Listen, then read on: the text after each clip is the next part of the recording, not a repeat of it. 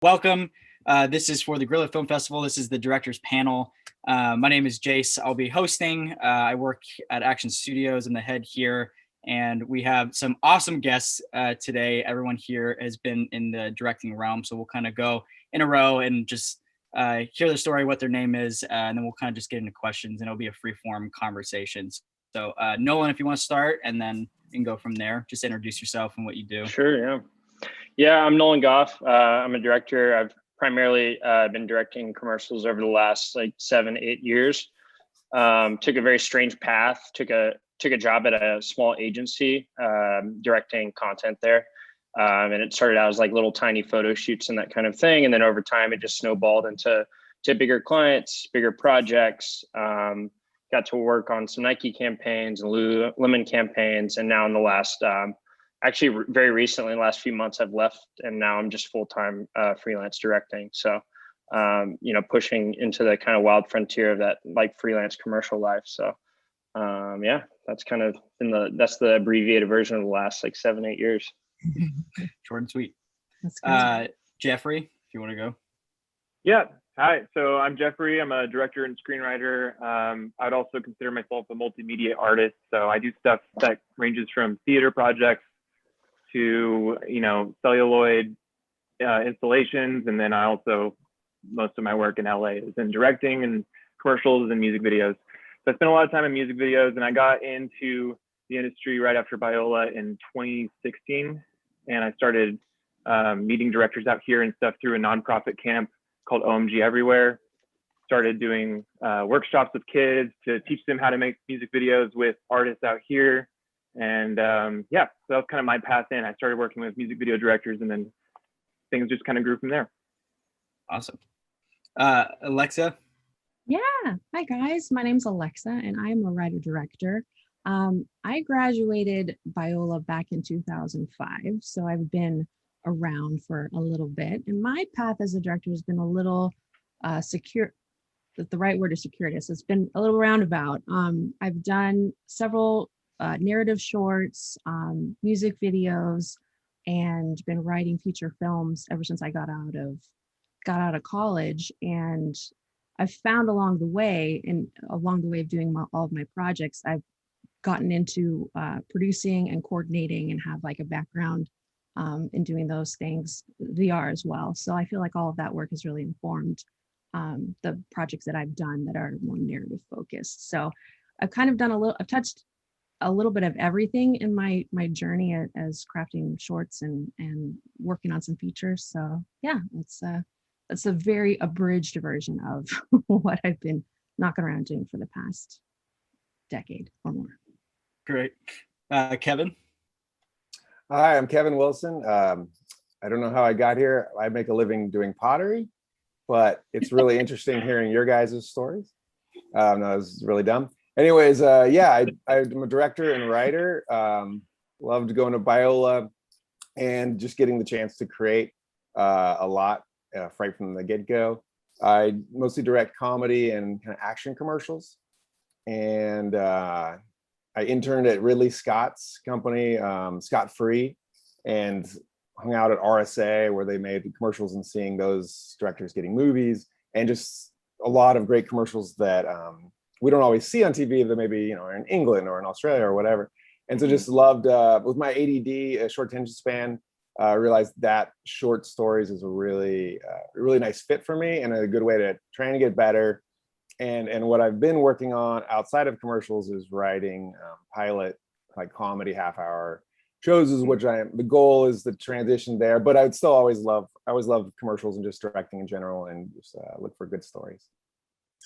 Awesome. It's great. I'm glad the pottery career took off. It's a great fallback. Very relaxing. Jaden? Well, hey guys, I'm Jaden Gote. I'm head of Wonderbox Entertainment. So yeah, I'm producer director. Graduated Biola 2011. Then worked with Zach King for about 4 years, I think. Doing kind of heading up a lot of his narrative commercial work that people don't really even see, more of the 30-second spots or some digital shorts. We did a spot with Chris Pratt to promote Jurassic World with him and Bryce Dallas Howard, which was awesome. Did some stuff for Lego and just a lot of really awesome brands, ESPN. Then in 2018, started up Wonderbox, which basically is kind of my directing umbrella and producing umbrella. Also work with like, I'm seeing influencers. Like I like to work with like, I'm seeing influencers as kind of the new filmmakers of like the digital age. So finding people like Zach or Sam Wicker, Aaron's Animals, people like them that are filmmakers in their own right, but already have like built-in audiences. And then basically finding the hybrid between traditional media and new media and finding that middle ground. So, and then, so it's like a lot of like, so like the most recent thing I directed was actually with you, Jace. Technically, we did a spot for DJI for King Studio, and then did a spot for Turkish Airlines and Zach before the pandemic, which will hopefully be premiering this summer, which is like a 4-minute like digital short, which was shot on location in Istanbul, and their new airport is amazingly gorgeous. So yeah, it's like really hands-on creative producing, especially when you have these smaller teams nowadays. It's like writers are sometimes directing in the writing room and then directors on set. And then like, I'm like a really hands-on creative producer for those projects. And so it's really intertwined. But yeah, that's kind of my niche and my focus. So it's always to bring wonder into the world, hence Wonderbox. Cool. So one of the first questions that some of us were kind of asking and wanted to hear your guys' opinions on was just, first and foremost, there's so many different paths to directing. Doesn't seem like there's one way. Like hearing your guys' stories, everyone's coming in from different veins and comes from different backgrounds. And so the first question is, what would your advice be to students in film school that want to be directors, and what should they be doing right now while they're in school? Make as much as you can. Don't be precious. Like get all of the bad films out, because you have them. We all have them. You have such an opportunity as a student to like play and to experiment and to just be risky in the types of decisions you make with your creativity, because nobody, like, and I mean this respectfully, like nobody cares. You don't have an audience necessarily. And if you do, then, you know, that's a whole other conversation. But yeah, just make as much as you can and practice. And I think the rest comes from there. But that I felt like that was the most valuable thing that film school gave me, was the opportunity to just mess about, you know, and try and see what works and what doesn't work. Yeah, but I still feel like I didn't make enough, even though like I felt like I made a lot, and I was like, so it's like, yeah, no, totally. And it's like, you know, things get really expensive after school. So, I mean, I like piggybacking on that, I totally align with what Alexa's saying, but I also, from like a more pragmatic standpoint, it's like, I still have friends who are my age who are coming to me. They're like, you know, they're like, all right, I'm ready to get repped for commercials. And I'm like, okay, what commercials you got? They're like, oh, I don't have anything, but I'm a director. And, you know, it's like, I think the pragmatic piece of it is like, yes, like experiment and play and make as much stuff as possible. But if you are able to hone in on a path that you want to go, if you are wanting to be a music video director, start making those music videos in film school. Freshman year, start it. If you want to be a commercial director, start doing that, because the truth is, it's just really hard to get work if you don't have work. It's the chicken and the egg thing. And, you know, I was fortunate to get a job that I was able to build my reel inside of. But the real question is like, I mean, I think about all the time, if I hadn't stumbled into this job, like where would I have ever gotten a reel together? You know, I could have all the ambition in the world, but like who was going to trust me? And like I was inside of a system that allowed me to do it. So I think using the system of Biola and the equipment that you have, like make stuff, but make it strategically too, you know, experiment, but make it strategically, try to get on the path that you want to get on, because, you know, the clock runs out and you might graduate and, you know, you made a bunch of like short films that you liked, but like, you know, short films aren't going to necessarily get you hired into music videos or commercials and get you to make money quickly. That's just the pragmatic side of it. Yeah. Absolutely. I'd like to piggyback on what Nolan's saying, because I think it's really good. Like I was going to say pretty much everything he said, but if there's something I would add to that, I would think it's like filmmaking is kind of like learning a language, but it's also like writing your own language. So like film school is just the beginning. And I feel like I'm still experimenting or trying to push myself to experiment But the thing that I miss about film school, because I guess what I'm touching on what Nolan said is I feel like I made a lot at Biola, but I also feel like I didn't make enough. I totally like echo that sentiment. And I think one of the things about being in film school is that you don't have anything else on your radar that you have to take care of. You know, you don't have to worry about your taxes yet and all this other stuff that comes with freelance. And that's all really stressful. And it takes a few years to adjust to that after you come out of film school. So while you're there, you can just be an artist and just fully dive in, because that's what you're there for. And experimentation and like not doing what everyone else is doing what you want to do, like that's the time to do it. Because you're going to get into the industry and people are going to say, hey, you need to have specs, you need to make a music video like this, you need to do this kind of thing, and you don't have any rules on you yet while you're still in film school. So don't follow any rules, just do whatever you want and write your own language, you know, like visual storytelling language. Jeff, how do you suggest doing that? And like also like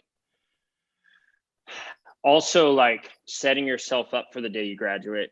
You know what I mean? Because it's like I totally get the whole like experimentation and the play thing, and that's like what I did. But like I couldn't get work after school, right? And it's like I made short films, but like the short films weren't gonna like, you know, pay my bills. And I thought they were amazing at the time. I look back on them and it's like they, you know, aren't even the ballpark of something that someone would have hired me to, you know, hand me over the check for the commercial or the music video. So I'm just curious I don't know, how do you like bridge that?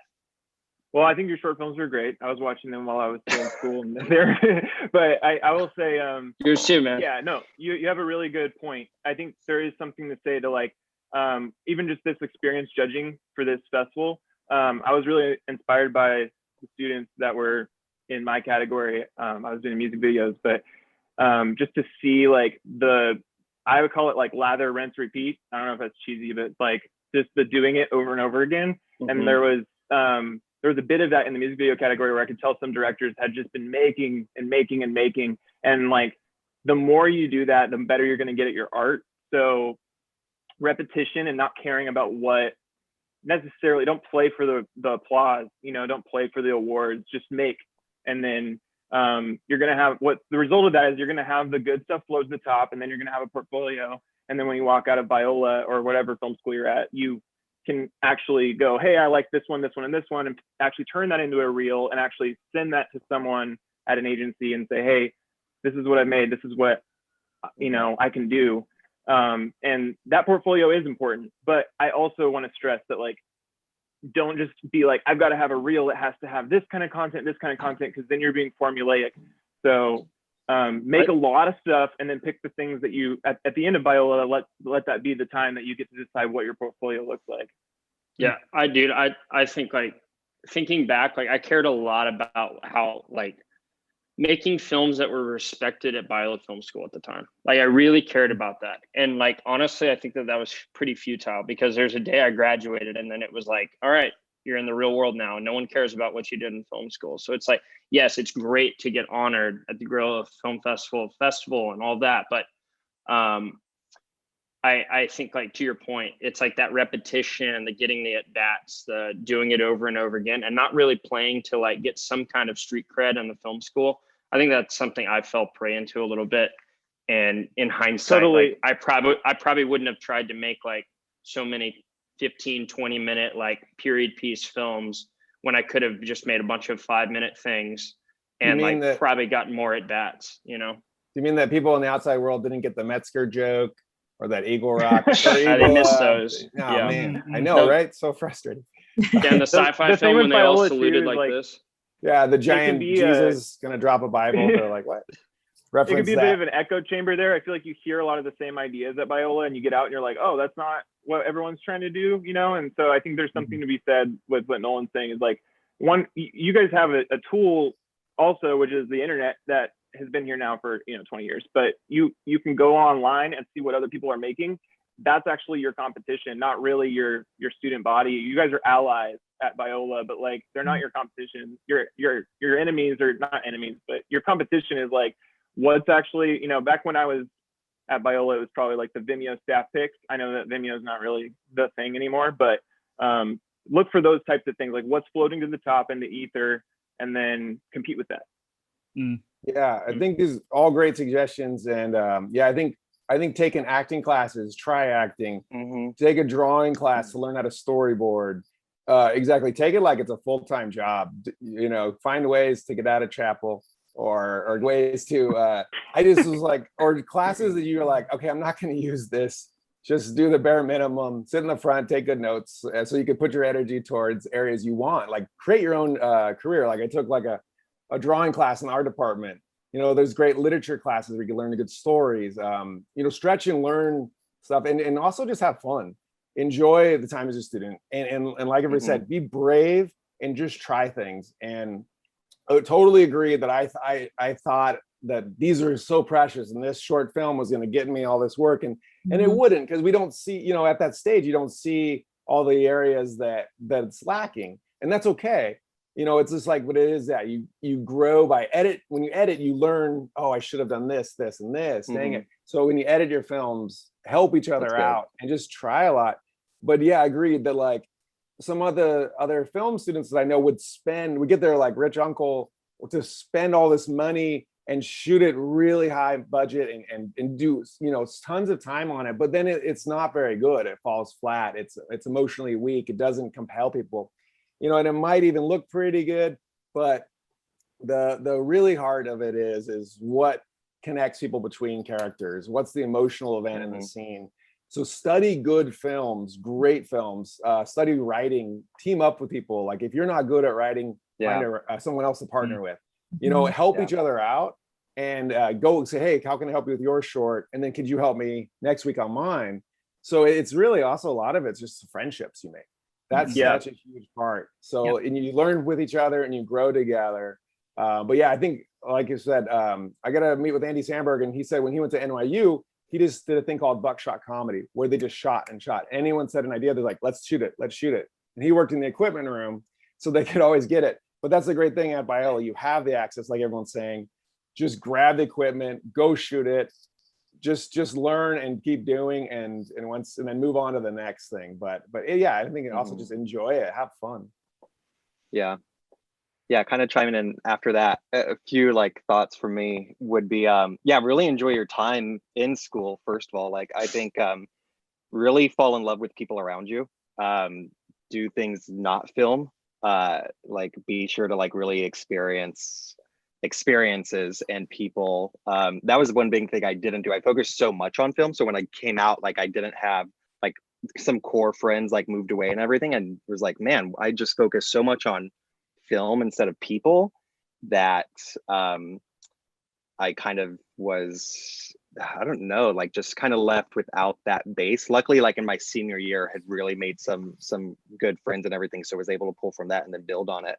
But that would be a big thing. And then do some like spec stuff, like do like a music video or a commercial. Find a brand that you really love, and do like a spec commercial. Like I was just looking up, and it's called Player 2, which was a commercial that I think like a high school student or somebody did for Xbox, based off of like his dad had passed away, or found like a Reddit post about somebody's dad passing away. And when they turned on the video game, like the game had frozen where him and his dad had last played. And it's like, and it was so well done. Like, I don't know if that guy didn't get hired, but I'm sure he's probably, but that in itself, like if I would have seen that, I would have hired him to do something. So find like, or give yourself a challenge, like Coca-Cola, give yourself a brief of like, okay, what would we do? Or like find out, like usually brands have certain themes each year. Like we did a thing for Coca-Cola, gosh, back in like 2014. And I think it was like, Coca-Cola like lifts you up. And so that was for Zach King. So of course it's like we strapped Coca-Cola bottles to him and then made him fly. But it's like you play with those themes, and just do like a few of those. Also start thinking about like audience. Like I totally get about people like making what you want to make, but also if you want to make films that people see, like find where those merge. Like find like an audience, and if you're making something you're like, oh, this is really going to connect to these people, really think about those people. Like, are they actually going to like this? What do I have in my film that would like appeal to them? Like what's the hook, and everything. So yeah, make YouTube shorts, study the analytics, like what are people connecting to, what are they not, and like find out like what's entertaining and everything. And so yeah, really study your audience, or give yourself like, okay, I really want this applied to men between the ages of 40 and 60, and make something and then go show it to like your uncle. And also don't be afraid to get really honest feedback. Like I think when I was at Biola, people were kind of afraid of giving honest feedback. So maybe I was considered too blunt, but finally, like it also took me like my senior year to finally I had to like force myself, and like didn't want any nice commentary anymore. I was trying to get a really big internship, and people watched this video that I think I did for the Biola Media Conference and stuff. And they're like, oh yeah, that's good. I'm like, no, I need you to like tear this to shreds. Like, what's not working? And it was totally like 2 minutes shorter, a better piece after I had people like rip it to shreds. So I think give an open door to people like, hey, well, what do you not like? I still do that like nowadays. Like, what do you not like about it? And sometimes people will be like, no, it's fine. But yeah, get honest feedback. That's big. Giving people permission to be real with you, because just like Jaden said, yeah, we don't want to hurt people's feelings, and some people aren't ready for it, and it's a tough thing to do. But so if you go, hey, take the gloves off, just be real. How can this be better? What do you think? And that way it gives them permission to go, okay, well, yeah, this character, I thought her acting was pretty unbelievable, and this scene got really boring here, so maybe you could lose that. Because get read shorter is usually better. You know, short films are usually that. I mean, there's always exceptions, of course. If it's compelling and entertaining and it deserves it, then of course it could be longer. But so many stories and scenes can be tightened and shortened, and you want to leave them wanting more. Like, oh my gosh, I want to watch that again. Whoa, I almost missed this. That's really cool. You know, get people to work and engage in it. And for specs, if you do want to go in the commercial route, yeah, I highly recommend finding brands that A, don't have great advertising, and B, aren't like Nike and huge brands, unless you're doing like a social media style, but that don't have good advertising and don't look that good, because you're not going to compete with their $1 million budget. But if you do things for brands that are like not well known, or they don't have good advertising, anything you do will be like, oh, well, that's cool for, you know, Kleenex or whatever. And if you could, you know, find locations you could make look good. Find one of the biggest things too, I think, with short films is that's usually bad acting. So when you start to, after you like get a lot of your practice bad films out of the way, or early on, try to find really good actors, help encourage them to feel real, help them get to a place that just feels very honest, and have them listen to each other and react. And again, another reason why I just like take acting classes, do that kind of stuff, because you're going to help you direct better. And people will forgive a lot of visual issues if they believe the characters are real and they care about them, and they go, oh my gosh, like the Dubois brothers were failing for like 10 years trying to be the Coen brothers, and finally they were about ready to give up, and they were depressed in their Hollywood apartment, and they were like seriously like ready to give up. And he says, all right, let's just shoot something. What's something personal that happened to you? And like J. Dubois says, well, I almost had a nervous breakdown leaving a voice message on my answer machine. It's like, great, let's shoot it. They had just them, no lights, a camera, just like a video camera. And he is so funny. He's going, hey, this is, I forget, Jonathan, leave a message. Beep. Hey, what's up? It's Jonathan. Leave a message, you know, or don't. He's like, oh, no. And he just cuts, now he has wine and he's just depressed. And it just goes downhill and he spirals downwards. And it was so personal. And it was just him, answer machine. And it got into Sundance and it got them all this attention because it was real and it was interesting and it was compelling. So that when you don't have the budgets and stuff like that, like that's what will get attention, is something that's genuine and interesting. And if you love comedy, like go after that. If you love like slick, cool, you know, dark action, go after that, study that and build on that genre that you love, gravitate towards that. And then when you get to the point to go for internships, you know, like Nolan, you interned at a place that did ads. And so you got to learn and be around that world. If you want to do shows, try to get intern on that show and become a PA and get in the writer's room as a PA. And so go after the interns in the roles you want to. And if you don't know yet, then just explore and have fun. But if you know, oh, I love thrillers, then just start practicing thrillers and get better and better. And like on the note of genre, like no one's ever gonna let me direct one of Kevin's comedy commercials. And like I haven't seen all of Kevin's recent work, but like it's probably not, he's probably not gonna get hired to go and do a sports Nike commercial like I do. Like the genres are very, very specific. It's very hard to get work that you don't have previous examples of. No one everyone is risk averse in every one of these industries, music video, commercial. I can't get a music video to save my life. Jeff can go and direct a music video. You know, it's like people are just extremely risk averse. So it's like if you are aware of what your sensibilities are and what you're drawn to, and you're going to make spec work, whether it's music videos or commercials or short films, I would move in that direction. And I also wouldn't choose a brand for your spec work that like, I wouldn't choose a brand that takes itself super seriously and make it some kind of like shock comedy at the end. I would never do that. That it's never going to get you hired. And I think that that's a tendency a lot for students to, you know, take something super serious and make it funny or not, you know, throw a fastball down the middle. If it's Nike, make an inspiring sports piece. You know, if it's Kleenex, you know, make a tearjerker or whatever that might be, but kind of, you know, try to be aware of what the brand is and chase that down. And just know what you're good at, you know. I'm not gonna tell any jokes, so you know, it's just not for me. So you know, you just got to know. To piggyback a little off what you're saying, Nolan, I think, and maybe this is just this is not advice, this is just encouragement. It's okay if you don't know exactly what type of movie, what type of storyteller that you want to be. Your whole life, and not just film school, your whole life is going to be a process of you discovering your voice. And I think I mean, I'll be very honest here and say, I think there was a definite like pressure, like a competitiveness that I felt to like, I got to figure out a way how to brand myself, because branding is important. That's how you position yourself. That's how you get jobs. And I think when it comes down to it, if you give yourself permission to explore, a lot of honest, good work comes from that place.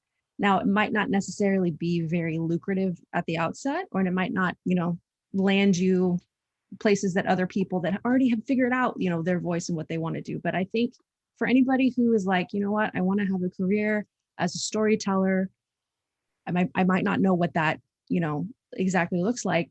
You need to give yourself a chance to develop that skill through practice, maybe picking a lane and trying that on for a while. But I think there's giving yourself grace in the process, especially when everything is, you can go look up anything, anywhere, anytime. And I know that was almost the case when I was in film school, but it's very easy to like get distracted with watching other people's creativity and feeling like, oh my gosh, I have to compete with that. Yeah, I totally. Oh, sorry. I thought you were done. Yeah. No, please, you guys jump in. Like, I want to be real. That's a part of growing up and learning how to tell stories that we own, that we share generously with people, as opposed to like competing with each other. Yeah, I totally agree with that. And I just want to like accent it because it's so important that if like, if you think about it, like one of my favorite painters is David Lynch, which is funny because like I probably love his paintings more than his movies, but he's like one of my all-time favorites. But I know that because I've read a lot of his books and stuff, that he doesn't know what he's doing when he's going in to make a painting each day. He just knows that he's going to be creative each day. That's like his goal. So like I think it's really important for us as filmmakers, we're all artists here, to learn how to play and like to approach it that way. I know what when you go into branded and commercials, even music videos, you have an agenda. Even in music videos, you're basically creating an advertisement for an artist. So you have to hit certain marks, and that's a pressure that you're going to have to get comfortable with. But at the end of the day, when you're working as a director, your job is to play on set, whether it's with actors, whether it's telling your PD, you know, hey, let's try this. And you're playing with colors, you're playing with, you know, so it's a good thing to remember that in film school too, because you have all these like tools in front of you, and like you just got to pick up that camera. And the last example I'll use is like I've been listening to Roger Deakins' podcast. It's really good. But one thing that he said that stuck with me was like he went to a school, I think it was just outside of London, And back when it was like the first year that the school existed when he was like there. So they had all this money they were handing to the students, but they didn't really have their school figured out yet. And it's just encouraging to see like his career and how it's gone, you know, but you know that he says that he started just by shooting documentaries. Right. And he didn't know what stories he was capturing until he was like in it. He was just making docs. And then he saw his friends, you know, making these serious narrative projects, as he describes it. And he was like, well, that's not my thing. And he was making docs on 16 millimeter. But then they saw what it looked like when he was capturing stories, and they hired him to come in and make their narratives look more real and lived in. So again, you know, just a guy exploring, playing with what he has, not thinking too hard about where it's going. Right. I think it's a bit of both things, because the tricky thing is like, and I'm not disagreeing at all with anything you're saying, Jeff or Alexa, but like, I think that something I find really tricky is that like a lot of the people we look up to, like they came of age in this industry at a completely different time when there wasn't so many DPs, so many directors. It wasn't so like on trend to do what we were all doing. And so like, yes, I think like film school is 100% built for experimentation and play and getting your bad films out and like being really open and figuring it out and not having it all figured out at the same time. I think that the other thing though is like there's more content being produced than ever before right now, but there's also more directors and more DPs and stuff. So it's like, how do you have this time of like experimentation and play while also like preparing yourself for like honestly making money? Because like it's just something that I was never prepared by college to do. College at Biola is extremely focused on films and filmmaking and taking a Kurosawa class, and like that stuff all changed my life. And like I those experiences, what I learned is still stuff that like inspires me and keeps me going. But like, you know, how are you going to pay rent?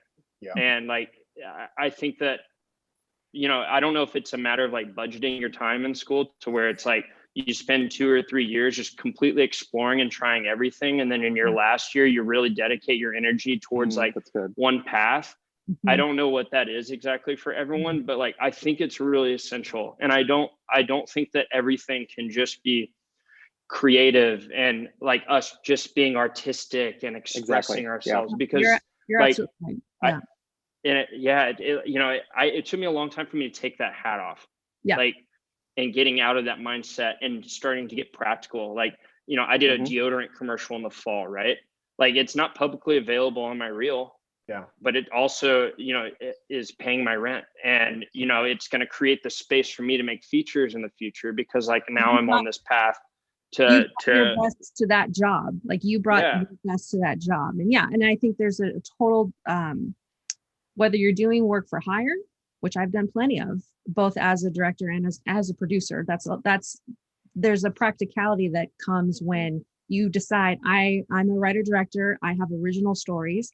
Nobody's banging down my door right now for my original stories. I have other skills that I can contribute in the creative, you know, economy. So I do that, and I do the other things too. So yeah, you're absolutely right. It's like learning the dance of discovering your voice and also discovering how you get to function in this world as a creative entrepreneur. Like, because that's what we all. It's really politics on one side, right? It's like creativity, and then it's like totally politics. Like all of us pitching jobs and stuff. It's like, you know, it's less about like, you know, once you gotten in the room, it's less about like your reel and like your creativity, and more about like, can you say the buzz phrases that allow you to win this job?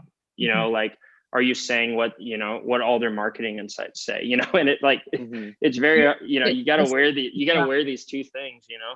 Yeah, if I could jump in to like gear it too, because you guys are nailing all the questions. We're probably like asked. Answering questions you haven't asked yet. Yeah. I don't even need to say anything. You guys are making me look like a great host. I think that's one question, and you guys are already touching on it too. And Jaden, you kind of brought this in as well. But the next question after this was, what advice should you be giving to students after they've graduated school? Some people feel like maybe they didn't utilize their time in school. What is like the reality look like out there? And then how do you also mix a good work and life balance together with all of this? And like, what does pitching look like? You know what I mean? Like there's all this, I mean, you guys are all kind of touching on it, but it's like, I think a lot of people are like, how do I pitch myself? Like, how do I not go crazy in the creative realm, but also have a life and things like that? So I think it's really smart to think, okay, how can I lower my cost of living to practice my craft and get better? Because once graduation's over, and even for me during the summers, I was working jobs to make money while at Biola. It's like you got to start making money. And so if you could think of ways to lower your costs, live with friends, it does. If you have a house like near school, you could still for a few years kind of work with students and sometimes help me have Biola for locations and partner with them. But eventually, it really, really helps to live in LA. And it really helps to not do it alone. So to have a community there. And if people do it differently, some people succeed by working for someone or a place where they want to grow to. If you want to be a DP, to get the entry-level job on a camera crew for shoots. If you want to be a writer on a show, you got to write your spec scripts. I was substitute teaching. I did other jobs too that I did not want to do. I was a waiter while I was creating spec short films and spec commercials. And I created back then it was like, you had to pass around a DVD and then a website and people knew that. And so I eventually got hired on some local commercials like, hey, my buddy's friend has a shop and they want some commercials made. Do you want to hire and pitch to them? So like for pitching, writing a lot of ideas and listening to the ones that excite you the most, that are like that's really interesting. I haven't seen that from that angle before. And here's what we could do, and this could help you. And so it's just studying and growing and helping each other. But just knowing it's also going to be a marathon. It's still a marathon. It is a long haul with ups and downs. And the things that you don't often hear are all the failures of people. Like I have so many failures of things that did not work, films that I'll never show, and into scripts that I'll never make because they just were like, you look back, it's not good enough. So it's just something where how can you think of the long term and survive, and also think towards like, okay, what are things that in the meantime I could practice my craft and get paid, whether that's if you like shooting stuff, shoot document, or like weddings or something, things that just help you keep practicing. And if you could get paid for that is a win. I think, and on that note, like I think the finding your tribe thing is like really important, keeping those costs low. I think if you all are a unit of like film people, you're going to all be like, it's what y'all are doing, Jace. Like the group is going to be stronger than the individual, especially at that phase, right? So you're just going to attract opportunities. And like, let's say someone gets to direct something and it's like, you can edit. And like now they're bringing you in, your roommate's bringing you in to edit it because y'all can stay up all night and work on it together. Like, I think that tribe mentality is super important. So yeah, I don't know. I just think it's really valuable. I wish I had it afterwards. The work-life balance thing is super hard. And I think like I'm probably the worst person to speak to it, but I will say, because it took me, and I only say that because like I'm a school of hard knocks person. So I've learned almost everything out here just doing it the wrong way a million times and being like, I've got to change this. And I feel like with work life, I approached it all like coming out here to LA. I did not exactly what you guys are doing with living in a house, but I lived with friends in downtown, shared a tiny little apartment for first few years, got the next apartment got a little bigger. And then, it was just like small upgrades and we had to live with the discomfort. And that's just kind of probably everybody's story that comes out to LA because it's really expensive. But then the other part of it is, I think you really do, if you're going to do freelance, you really do have to learn to look at yourself like a business and like think like Alexa said, like an entrepreneur. And I don't want to sound like the guy in this panel that keeps going back to artistic stuff and not thinking about the practicals, because I know the practicals are super important. I just always try to harp on the stay creative, don't get cynical, but like the practicals are what your bread and butter, and that's what's going to keep you able to stay out here. It's going to allow you to keep making the things, your passion projects, alongside whatever work you have to do to pay the bills. And that comes from, I think, for me it was trial and error, but for the next person, it might be getting that 9 to 5 for a little bit and getting that stability and then quitting it when they're ready. It can look so many different ways, but try to get stability, because I really don't think until you have financial freedom and stability can you go out and be creative and pitch on things that, you know, you won't have the headspace for it. So I think you said discomfort, which is like kind of interesting, because I think if you're able to embrace the instability as a director, it really opens you up to direct, right? Yeah. Like there's going to be a lot of like, and that's hard because like you're making yourself vulnerable. But it's like if your rent is $500 a month because you're all crammed into an apartment, okay, you can scrape together $500 a month. You can scrape together food, right? Like you can make that stuff happen over the course of a month. I think once you get suckered into an agency desk job where you're there 50 hours a week, it's like, when are you going to direct, right? So I think like leaning into that instability, being comfortable in it does, you know, create Opportunity. it just creates opportunity. Yeah, exactly. Yeah. I think it's important. And like, I don't, how are you going to get work if you're not available for the work? And then all of a sudden you're waking up 5 years later and you've been at this job and yeah, you're able to pay rent every month, but it's like, you know, you came out here to be a director, you know? Yeah. Can I pick back a little bit off of what Nolan's saying? My first industry job, I was a temp at Disney in the marketing department. Furthest thing from being a director that you could possibly get. But being there for the time that I was there totally opened my mind to the way that people who are not directors think. And I feel like it's only that job, as you know, fun as that sounds being at Disney, it only helped me realize like the level of different types of communication I need to have as a director. The way that I talk to marketing people is not the way that I talk to an actor, which is not the way that I would interact with a costume designer or my DP. Like there's just so many different relationships you need to cultivate, and like being on the same page with your collaborators, whether you're on set, whether you're with like a writing partner, like all of those things happen because you're willing to collaborate with the person that's in front of you. And having a job that was like so desk oriented. Yeah, there was a time where I was like, you know what, it's been a while and I need to move on. I need to find my feet as an entrepreneur and figure out how to be developing work that I can put in front of people like this in the future. But there's nothing and I'll just say for myself, like that was such an instrumental building block of like learning that you have to learn how to communicate well with people. And it's like the onus is on you as a director. Like you can't, like it's not fair to have them come to you. It's better to build a bridge to other people. And I don't think I would have learned that if I hadn't had time in a corporate setting. Like that time was used well, even though it was like super painful at times to not be out and like practicing and pitching and whatever. There's seasons to our creativity, different parts of our development, whether we're learning how to like make sure that we have enough jobs to pay X so that you can go out and shoot this thing. Like there's a lot of different ways to learn how to manage your time and manage your resource so that when you do get that commercial or when you do get that feature or when you do like pull the trigger on something that is yours, you're treating that almost like a business too. Like, how can I maximize the value of the resources and time I have to pull off these projects? So yeah, Jaden, did you have anything on that? Because you kind of sparked the work-life balance thing too. Yeah, totally. I think a big thing is, and maybe in your house, don't have it be all film people, because I think that there's definitely an advantage to having your group of guys, but also having people that are in that mindset helps you break away from film. does that mean I'm screwed because I married a DP? Oh, Like, you're it's screwed. Yeah, different. It's you're completely different. screwed. Yeah. Too late. Need a do-over. You blew it. yeah, I do. Yeah.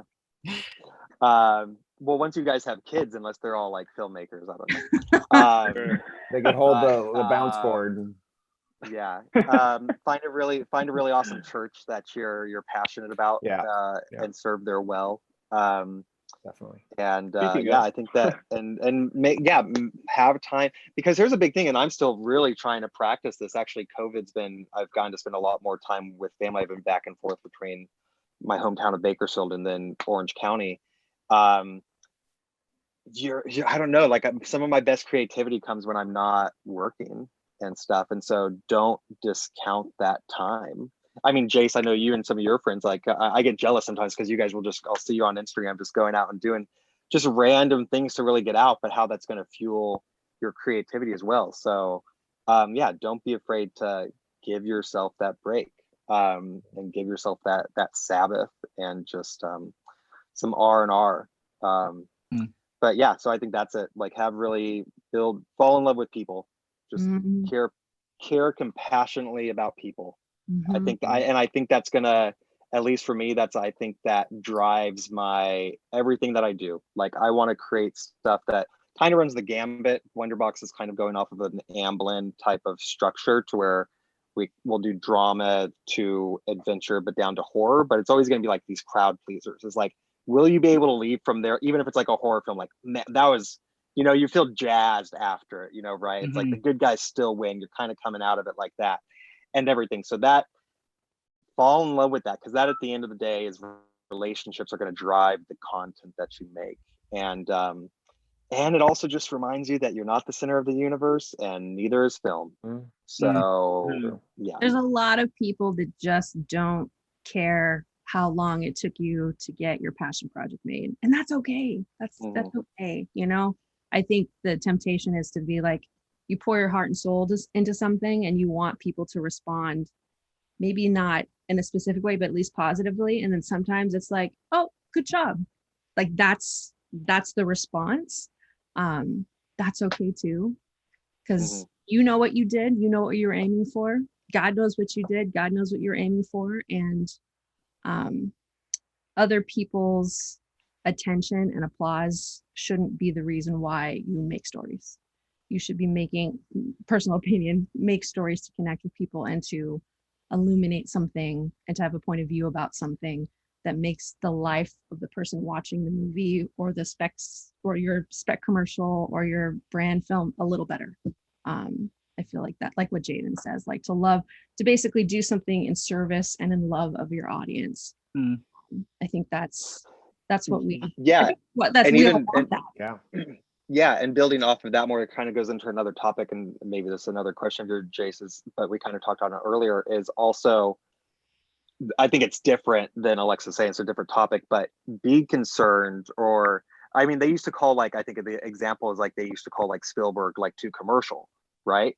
But he was like, well, I want to make films that people see. And I think there's a healthy way of getting jazzed about that. But it's always like, where's your voice of things that you think are important? But also it's just like learning how to be a good communicator. If you want to communicate something, but you're not speaking the language of the people watching it, then it's not going to work. And so, yeah, really, really try to study, like, who is your audience? What am I saying? Show it to them, find those people. And find those people that just have no idea who you are, and they're going to watch your thing and be like, oh, that was whatever. Or be like, oh, that was great. And then it's better that way. So. We have like 10-ish minutes left, and there's so many different questions I would want to continue to ask, but I can't keep you guys here forever. So I guess we can kind of maybe mix the two. I think a lot of people would be interested in hearing what your guys' pre-production process looks like going into a film, because it's going to be different for everybody.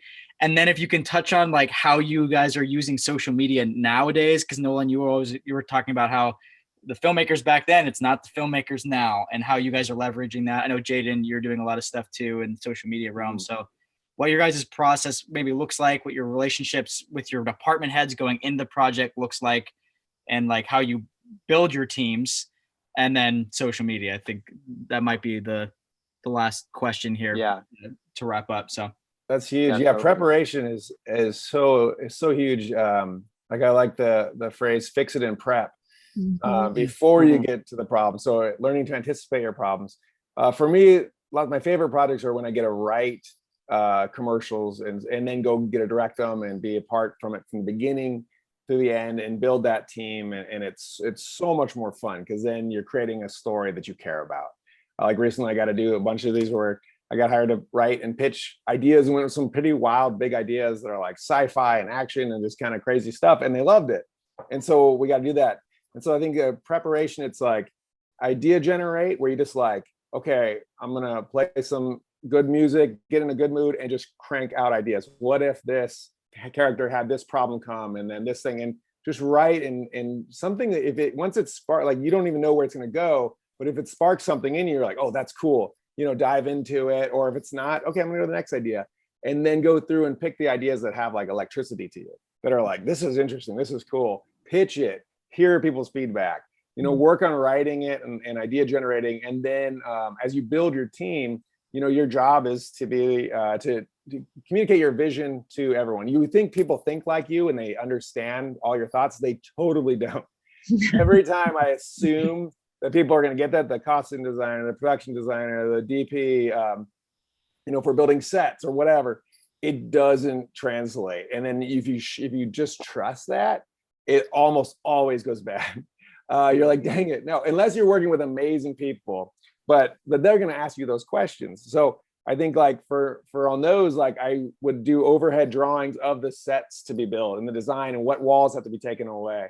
I would show and send pictures of looks of like the costume style and the looks we're going for, the furniture, the colors, you know, pick paintings or like the wall paint, finding like the actors that you like love and engage with, and working really hard when you're casting, and try things out when you're casting. So if you have lines you want to try, okay, let's try this, cool. And throughout this, like everyone was saying, is yeah, like love people, be kind, be encouraging, and you have to really get people excited about what you're working on.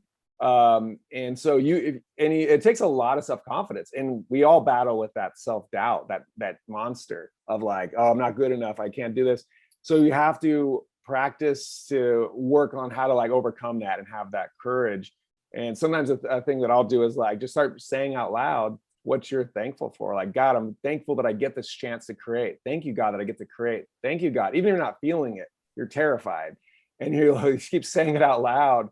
You could trick your brain into believing that. And after like 10 times, you're like, oh, I am grateful. This is awesome. Yeah, of course. Why am I scared it's gonna fail? I need this energy to win. And your chances of winning are so much better. So you have to be good with leading yourself in this. And I think a lot of that comes with connection with God, good people. And I would say also I highly recommend therapy, because what the things we'll pull from that are interesting that'll be interesting to others are things that are like meaningful to us.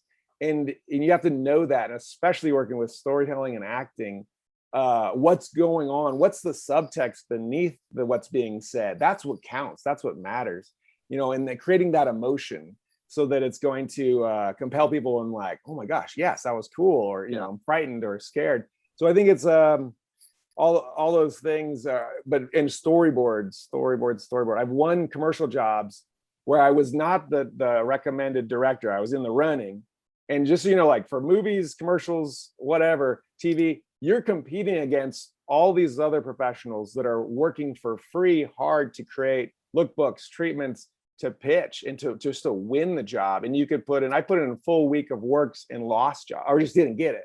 But through storyboarding, you'll come up with ideas, and it's another way to help communicate your vision to your team.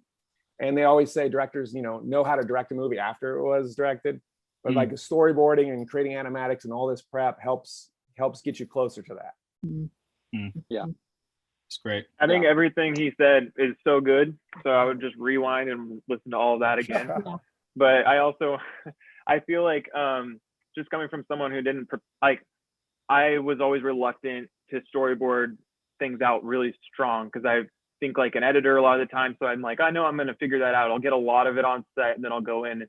And for years I did that. That was like a process of mine where I was like, we'll just get 20 takes of it and we'll find it in post, but we'll also make sure we get like a lot of good options. But just actually the video I'm working on right now is a music video that has some extremely intricate VFX workflows, I'll put it that way. And so I had to sit down before, and I was sweating the week before, just thinking like, how are we gonna make sure we get this in the can like in 2 days, you know? And so I did the most extensive animatic I've ever made, and I have to say, like, I'll never go back. Like that was like, now after directing with an animatic that everybody was aligned, all the department heads were looking at that as reference, and they were just like, oh, we're on 32B, this plate, got it. And they can see how it all puts together, especially when you're working with VFX, or if you're going to do things in Unreal Engine with virtual production or whatever, you have to have some sort of visual reference, not just the shot list. So that's just Totally. my encouragement to anybody out there who's like, I don't like to draw, or like, I don't want to make, like, that was totally me. Just do it, learn your own way. And it doesn't have to be a literal storyboard. It can be a series of GIFs, or you can go into Photoshop and collage things. Like, I have VFX friends that make mock-ups that look really crappy, but like that it illustrates what they're gonna do with it later. So Total Yeah. 100% on the animatic. And I'll just jump this quick technique. If you're not good at drawing, and I always go to set and have like the AD, the producer, okay, what if you here, can you hold the cup, take photos, find it with your DP, and just take all those photos. Then you go back and you could even like have the iPad Pro translucently put it behind it to just draw out the shapes of their body and the blocking with the background and the set. But yes, 100% animatics, when you could edit that together, especially if it's commercials and it has to be at a certain time, you need to know, oh no, this shot has to be done in 1.5 seconds, like this action of dropping the cup or whatever, you know. So yeah, 100% on animatics. I don't want to sound like a broken record, but I do know I can like mark a difference in like the reaction I was getting to my work from the time before I was storyboarding every shot and every cut to after. Like, it's just a colossal difference. And I think that there's a tendency nowadays to shoot everything and like find it in the edit. And like, I think that the coolness of music videos and like fashion films is something that's reaffirmed that kind of logic, where it's like about creating these like vibey moments and like discovering them. And but I will just say that like my work got infinitely better as soon as I started storyboarding and knowing exactly how it cut. It doesn't mean that you're not creating on the set. It's just like you've gotten your first idea out of the way. You show up on set, and if it's different, you change it. But, you know, I mean, on the flip side, from a political standpoint, you know, in commercials, it's like there's no changing. There are a lot of times, unless you go and have a big conversation with a lot of stakeholders, there's probably no changing storyboards that you pitched or that they came to you with. But it's just a helpful tool. And the storyboard process ends up solving a lot of problems for every single department, you know, and all the people that you're working with. You're creating buy-in, right? We're all on the same page. We're all making this thing together. And maybe there is a question of the shirt being green or the character being on the left-hand side, and you can have very specific conversations when you have pictures, because this is a visual medium, right? In my background, I've done a lot of producing of short form content for clients and industrials and documentary and corporate. And for me, this is just with one side of my brain, kind of like the hybrid producer director brain. As long as I know where we're shooting, you kind of lock in to, if it's not being pre-visualized by a storyboard, if you know where you're shooting, you know all the creative challenges and the logistical challenges of getting gear in and out of a space. So think about that. I would encourage people to think about that when they're coming up with whatever creative thing they're doing, is thinking about, okay, where on in this physical world are we shooting this thing? Because you will have creative questions you need to answer with your stakeholders and your team. You also need to talk to people to get access to that space. It's always best when you have easy access to a space. So that location is really key when it comes to trying to actually root your piece of media in the real world. So lots of stuff flows from that, both creatively and logistically. So true. And as students, you use the student card all the time. Go to a location and don't go to the big chains like Starbucks or Ralph's. They'll never say yes. But the mom and pop store owners and go, hey, we're students. We were wondering if we could do this when you guys close. I'll buy food and give you $100 for electricity. Could we come use it for a few hours when it's closing? And so many people will say yes. It's amazing. So just be really nice and use that student card. Yeah. To close out here, just any tips on using social media? Has that helped you guys with pitching? Has that helped you guys with your careers nowadays? How are you guys leveraging that? Yeah, well, it may be different for the other guys and everything. I know for me, like, I don't know, I try, because I think sometimes you can get caught in like this, how many followers and stuff do I have, like on Instagram and everything. I think more important, like have a solid like website and everything like that, and maybe connecting with other filmmakers and people on social media. but really spend a lot of time more in your craft. Now, if you do make like a short film and upload it to YouTube or wherever, just because I've seen this more often, which is really cool, specifically for like horror films and maybe like comedy, some of those are getting optioned. Like I know somebody that I'm buddies with on Facebook. He's had like like one short like picked up by Amblin, another one by like Legendary. He's done like these 3 horror shorts. So like if you do a short film that's pretty like genre niche, like a specific comedy or sci-fi or horror, maybe just find like a few press outlets that share things like that, and just send it to like one of their writers and be like, oh, hey, I just did this. Love to see if it's maybe something you guys would like to share on your website. Because I think that'll get you more recognition. I think have a solid like Instagram page and everything. Just don't ever get caught up in followers. That is a trap of just the devil. And everything like that. Just make stuff really solid looking, and then just go spend time making stuff, and maybe send stuff around to just interested parties. That's Nice. my recommendation. I mean, I still use Vimeo pretty heavily, and I mean everyone does, I guess, but like I find it really important, and I've gotten spots just off of people searching the right tags on Vimeo. So it's like, you know, it's pretty important. I actually like I don't know if y'all have a point of view, but I've been like kind of really curating Vimeo and not really worrying about my website anymore. I've kind of just been focusing my energy there because it's all in one place. All the spots are right there. I don't know. That's what I've been doing. But yeah, I mean, obviously Instagram's like, I think it is important to make sure that your work is posted and that sort of thing. The followers, you know, they'll come over time. Maybe you end up with a lot of followers, maybe you don't. But you know, I think it is another example of like your portfolio. I think the best thing about Instagram is just building relationships with other filmmakers. You know, I think if you're a DP, you should be trying to meet 35 directors this year, you know, like young directors that are right where you are, because that's like ultimately where your work's going to come from. Is directors getting hired onto jobs and then bringing you onto it. And if you don't have those relationships, the workflow is not going to be there. So that's kind of jumping into the DP realm. But I think it's an example of like, I think it's important to use it as a communication tool and, you know, to network a little bit. And it's a necessary evil. You know, it's part of the landscape now, and it's how people connect. And, you know, so I think it's something that you can't just say no to. I think especially if you're starting out, you got to have some kind of presence there. But the followers, you know, that will just take care of itself.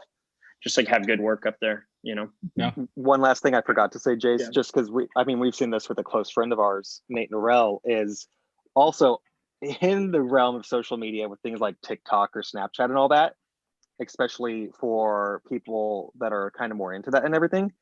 Yeah, definitely try to make stuff for fun for there, or specifically for there. I mean, that's a whole brand new way of storytelling. Like our buddy Nate Norell, you know, I think grew to like 6 million followers, but create stuff that is like I'm producing stuff for him right now, and we've got a few jobs coming up. So but it's also like a if you want to thing, right? Where it's like, if that's your thing, do it. Like, well, no, do TikTok for sure, 100%. No, but like, exactly. it's not my thing. It's not a lot of people's thing. No. So it's like, yeah.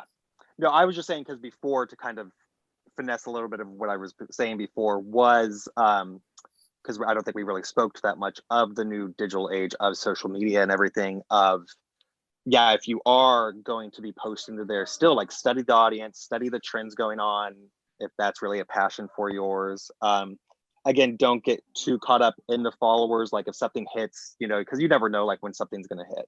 And so, but yeah, definitely find new mediums out there that are social media. I mean, especially since like a lot of brands and everything. I mean, I just did a spot for Disney Plus for an influencer that's like a filmmaker combination and stuff. That was really cool, you know? And so, yeah, the world there's so much opportunity now that it's almost like, it's insane. That's why I say like, fall in love with people and other aspects of life, just because film is like so crowded now that it's like it's really hard. So you want to just keep your creativity as high level as you can to bring something new to the world.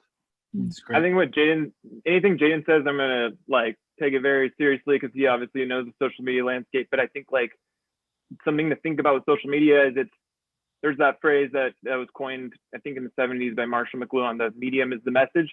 Social media is a medium. There's a lot of different mediums in film now. It's not just the big screen. It's not just on your phone. There's everything in between as well. There's a TV still. And I think like finding what medium you like to play in is just as important as like being a painter that's like, I like oil, I like acrylic, whatever.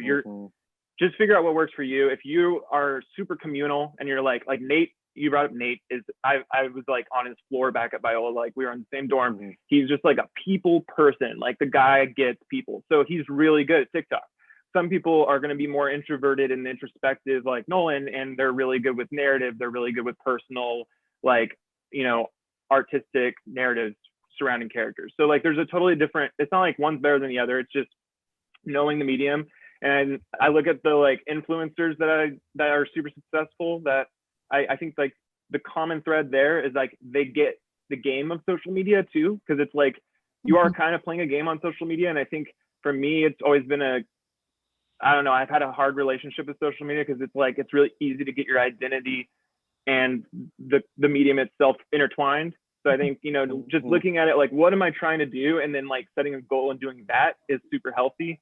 But I think if you get sucked into the like, echo chambers of social media, what I've seen in a lot of my friends' work is what really quickly starts to happen is you start to create stuff just because you're seeing stuff, and then you're just repeating this, the same echo chamber. Your work's going to look like somebody else's. So it's also good, I think, to take a break from it if you start to feel that and go create something that's totally different.